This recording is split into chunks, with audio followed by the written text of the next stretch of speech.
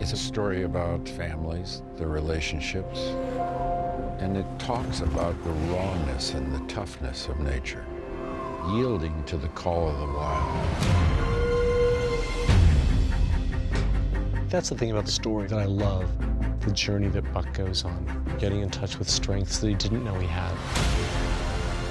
He is mistreated by some and loved by others. How do you feel about an adventure? I'm glad you're enjoying this. It's a story of survival, perseverance. It's powerful. The relationship that they share is beautiful. It's amazing to see. They play an important part in each other's lives, and they become companions in this journey.